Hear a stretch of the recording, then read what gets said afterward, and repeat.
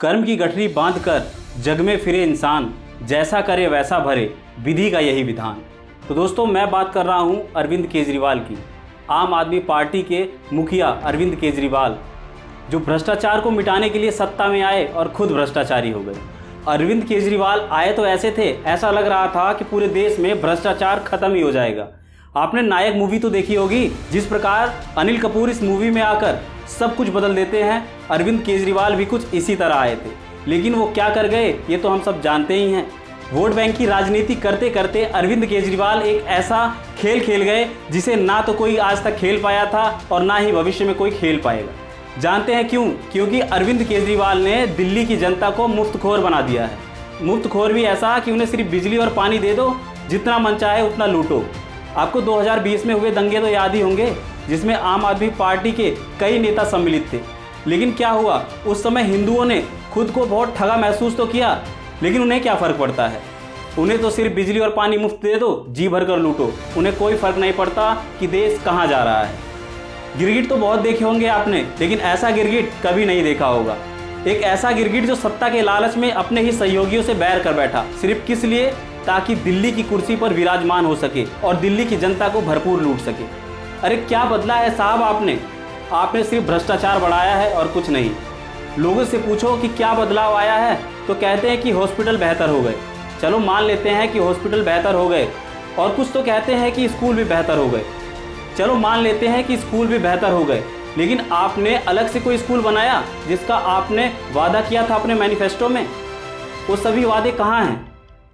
लेकिन क्या फ़र्क पड़ता है, हम तो भूल गए हैं मोदी विरोध में। क्योंकि केंद्र में जो मोदी सरकार बैठी है वो कुछ भी काम कर ले, हमारे महानायक श्री अरविंद केजरीवाल उसके हमेशा अपोजिट ही बोलेंगे। जो आम आदमी पार्टी की सरकार दिल्ली को लंदन बनाने आई थी, आज उस सरकार ने दिल्ली को स्विमिंग पूल बनाकर छोड़ दिया है।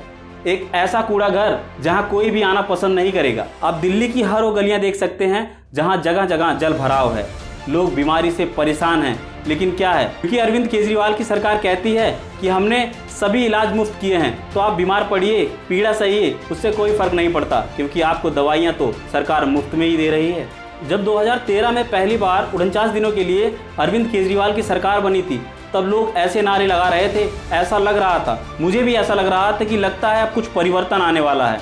लेकिन जो परिवर्तन मैंने देखा अरविंद केजरीवाल के दोबारा सत्ता में आने के बाद, मैं ऐसा दोबारा परिवर्तन नहीं चाहता, और ना ही मैं चाहता हूं कि ऐसा कोई परिवर्तन चाहेगा। क्योंकि हर राज्य में आम आदमी पार्टी अपनी सरकार बनाना चाहती है और अपना एक मुख्यमंत्री बनाना चाहती है। अरविंद केजरीवाल की सरकार कहती है कि हमने सरकारी स्कूलों को बहुत हाईटेक बना दिया है।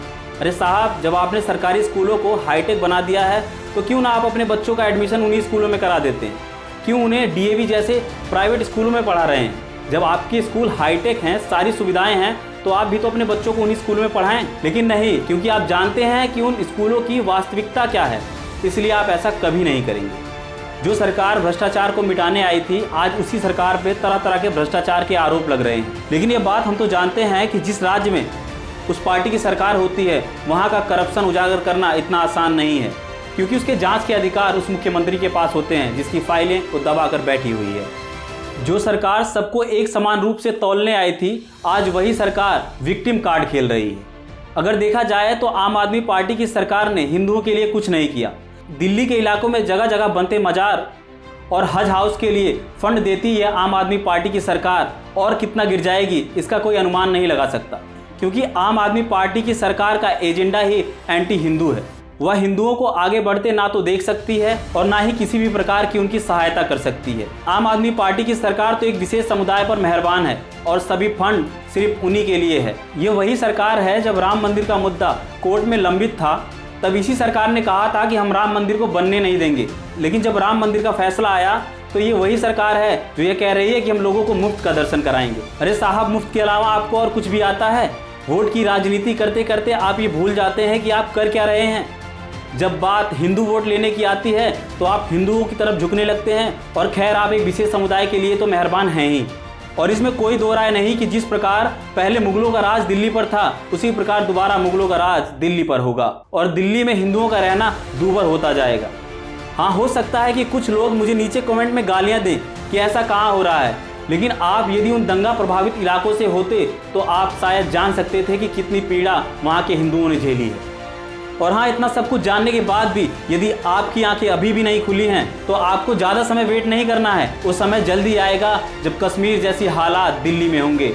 और हाँ, जो लोग ये कह रहे हैं कि मैं बकवास कर रहा हूँ तो कुछ समय इंतजार करें, ज़्यादा समय दूर नहीं जब आपको इसके तरह तरह के उदाहरण मिलने लगेंगे और आप सिर्फ एक मूक दर्शक बनकर देखते रहेंगे और जो कुछ हो रहा होगा उस पर आप ना तो कोई एक्शन ले पाएंगे और ना ही कहीं कोई कंप्लेंट कर पाएंगे, क्योंकि सत्ता में बैठी सरकारें आपको ना तो कुछ करने देंगी और ना ही कुछ सोचने।